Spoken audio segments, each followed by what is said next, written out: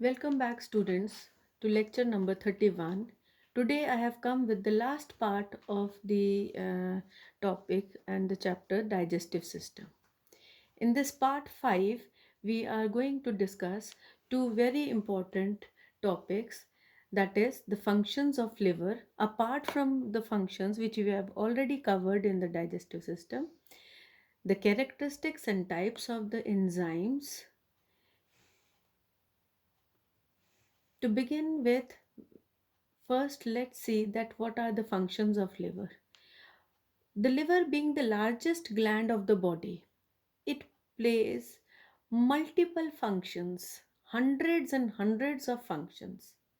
And all those functions which are performed, they are like destroying of the RBCs, alcohol, medication, medicines, as well as the toxic substances, then helping in processing of the nutrients and in the digestion through the bile juice, detoxifying the various components of the blood, and the regulation of the blood composition and production of various substances and storage of those substances in the liver.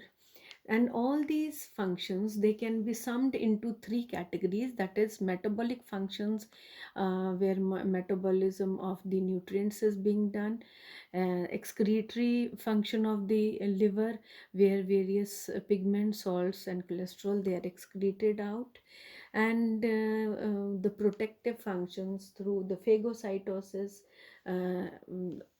and the detoxifying of the various toxic substances, and also the clearance of the hormones such as insulin, parathyroid hormone, estrogen and cortisol.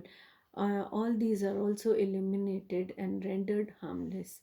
Now, and if we try to discuss each and every role, uh, firstly, if we see digestion of food. Now, liver, it produces bile, and this bile juice, it is stored in the gallbladder. But bile itself does not have any digestive enzyme. Students, we have already discussed about this in the previous videos, that it does not have its own enzyme, but still it creates an alkaline medium for the various intestinal enzymes to work on, and also helps in the emulsification of fats. And another important role which the liver plays is that whenever after absorption and assimilation, whatever glucose content is extra in the blood, uh, it helps to convert that glucose into glycogen, and it stores it over there. And whenever later on, at any circumstances, the blood sugar level falls down, this same glycogen which was stored is reconverted into glucose so that it can be used by the body. Similarly, whatever amino acids they are extra in the body, through deamination and removal of the ammonia group, they are converted into ammonia, and then finally again it is converted into urea and then excreted out through urine, and all this is performed by the liver itself. Now, another important role the liver plays is that there are various toxic substances which are entered into the body, various medicines which we are taking, alcohol, they all are first rendered harmless, and then they are excreted out through the body. And all this is role is played by of detoxification is played by the liver. Similarly, various toxic metabolites which are formed in the as a product or end product in the metabolic activities of the body, they are also rendered harmless, and then they are also excreted out. And the best example of it is that whenever the worn out RBCs, their hemoglobin, it is broken down in the liver into heme and globin. Globin forms the amino acids further, and but heme, it is broken down further into iron and pigments. Iron, it is stored on later so that more hemoglobin can be formed, but the pigments, they form a part of the bile, that is biliverdin and bilirubin. And these two pigments, they are eliminated. If they are not required, they are eliminated out of the intestinal tract through the phenomena of egestion. So this is another example where the metabolites, they are released out of the body with the help of liver. Another role is in the formation of blood. Students, we already know that blood is formed in the bone marrow of the adults.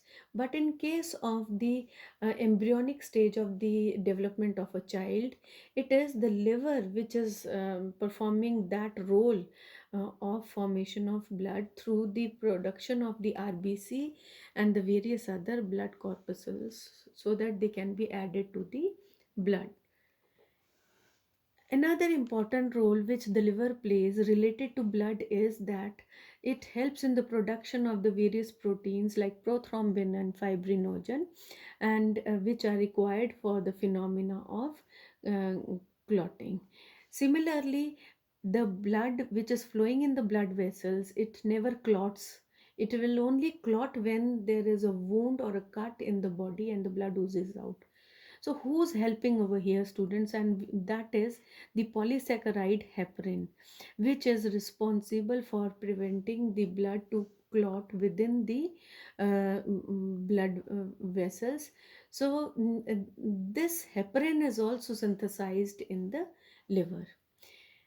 Now, liver also plays very, very important role for not only the production or not only for the detoxification or other roles, but it also plays important role of storage of the various nutrients, whatever are extra after assimilation and absorption. And those nutrients are the fats, glucose, the various trace elements like iron and copper. And same way, the various bile salts, sodium taurocolate and sodium glycolate, they also help in the absorption of as well as the storage of the fat soluble vitamins like A, D, E and K. Another and the most important function and the last function of the liver, which is there in your syllabus, otherwise there are so many multiple functions, and that is that whatever activities so far we have discussed which are related to liver, they are generating a lot of heat when these metabolic activities are being performed by the liver. So when the heat is generated, that is going to raise the temperature of the blood which is there in the liver. So the blood which leaves the liver and goes out through the circulation of the body, it will help in maintaining the temperature constant of the body also. So these were the various functions which were related to the uh, functions of the liver. But now we come on to the next topic, that is the enzymes. Students, enzymes are proteinaceous biocatalysts. That is, those proteinaceous substances which are going to speed up the chemical reactions when they bind up with the substrate. And during this phenomena, these enzymes, they are never going to change or alter themselves, but they will help in the formation of the end products. And these enzymes, they are helping in the various living functions and the metabolic activities of the living body, but itself the enzymes, they are non-living substances. So students, enzymes are proteinaceous as well as non-living substances. Now, how these enzymes actually work?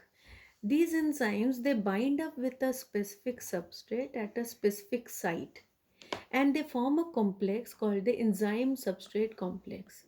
And when this the complex is formed, finally a product is formed during this metabolic activity.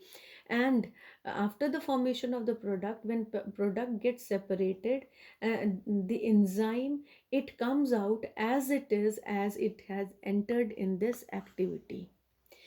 Apart from this, what let's see what are the various other characteristics. The very first we have already discussed, it's a proteinaceous substance, and it is required in a very small amount by the body during a metabolic activity, and it brings about those chemical reactions which are being performed in the body, but itself does not undergo any change. So you can see, students, over here, the way it had entered into this metabolic activity, it has come out the same way.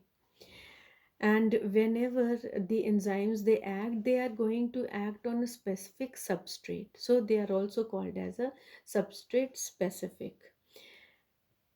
Apart from being substrate specific, these enzymes they work in a specific medium.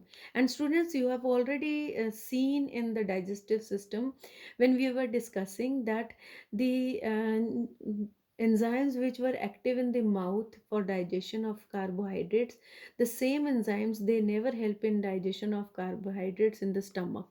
It is only those gastric enzymes which are going to help in the digestion in the acidic medium of the stomach.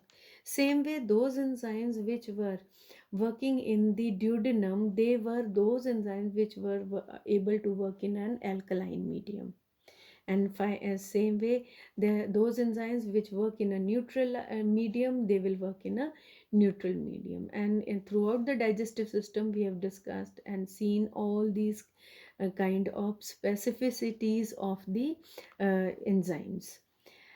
Another feature is that the enzymes they are very very sensitive to temperature. Whenever it is very low temperature, these enzymes they become inactive, and whenever the temperature is very high, these enzymes they become denatured. Same way, the enzymes do not change the quality or the quantity of the product. They will never be able to alter these two features of the product. So, students, we have seen that there are so many characteristics of the enzymes. Same way, the enzymes are also of so many categories, and some of these categories we have written over here, like it is the digestive enzymes, the respiratory enzymes, and the synthesizing enzymes. With these enzymes, students, you are already familiar through the various chapters like respiratory system, digestive system, and the system of the skin, and so on, right? But in this topic, we are mainly concerned of the digestive enzymes. The enzymes they are those which are actually performing the metabolic activities. The metabolic activities can be catabolic or anabolic in nature, but the digestive enzymes they are catabolic in nature because they are helping in the breakdown of the nutrients, the macromolecules, into the simple absorbable micromolecules. So they are catabolic, and they are called as the hydrolytic enzymes. And these metabolic digestive enzymes they can be classified as to what is the substrate. If the substrate is carbohydrate, then it is amylolytic enzyme. If it is helping in digestion of proteins, then it is proteolytic enzymes. And if the substrate is fat or a lipid, then it is the lipolytic enzyme. So, students, this brings us to the end of these two topics, as well as to the end of the whole chapter, digestive system. We know it is covered in 5 parts, and I expect all of you, and I've always been guiding you, that please go through all 5 videos if you really want to understand the chapter in totality. Remain safe, keep learning, and keep growing. Remain happy and safe. Thank you.